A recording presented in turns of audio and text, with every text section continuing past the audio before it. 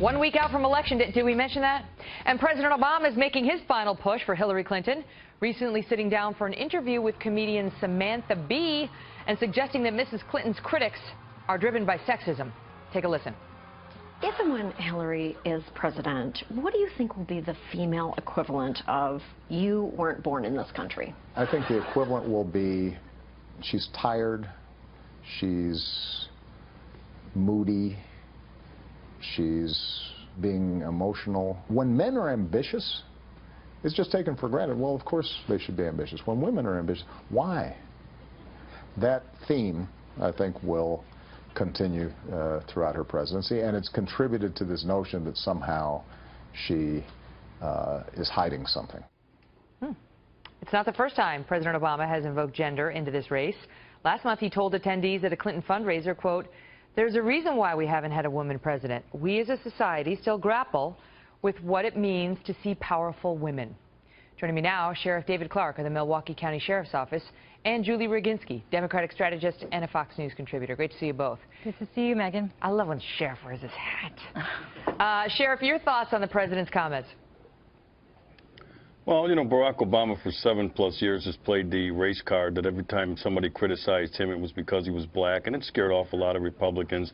So now they're going to switch and try to play the gender card. The problem is the American public is tired of this class warfare.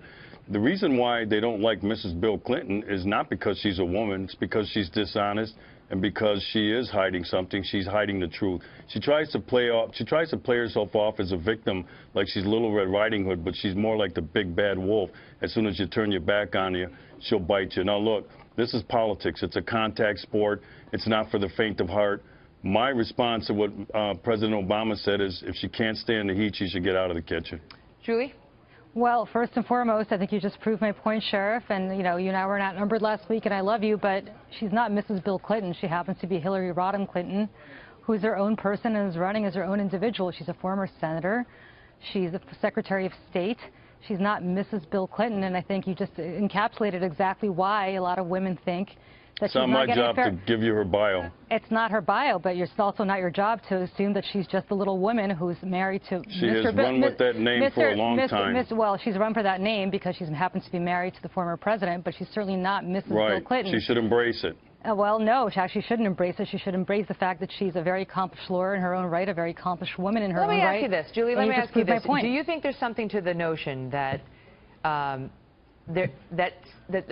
many Americans find the idea of a female president somehow threatening? Do you think there's anything to that? You know, unfortunately I do, and it's a shame because I think, but you have polling showing, poll after poll showing, you have Anna Greenberg, who is a very prominent pollster, saying that her numbers went up when she focused specifically on women's issues, whether it's standing by her man when she was First Lady after the Monica Lewinsky scandal, or working on traditional women's issues, or even working as Secretary of State for Barack Obama, who's a man, but her numbers are not so great when she's running for something, when she's working in healthcare reform, when she's become a principal and taken on roles that are traditionally men's roles. And I think, unfortunately, I hate to say this because as a woman who is living in the 21st century, I would hope this is not the case, but empirical data shows, unfortunately, that it is the case.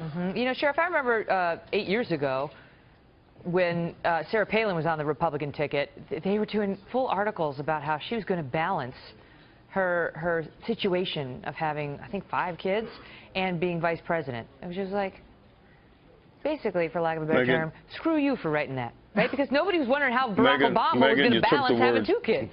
Yep. So Megan, you took the words out of my mouth. Go ahead. When you mentioned Sarah Palin, because the way the Democrats treated Sarah Palin was nothing short of shameful. Also, the way they treated Condoleezza Rice when she was the Secretary of State, they did the same thing. So all of a sudden, when it's one of those women who gets close to the White House, then it's okay to trash them. But when it's one of their women, then they try to play the victim card. America's tired of that stuff right now. She should stand on her own 2 feet.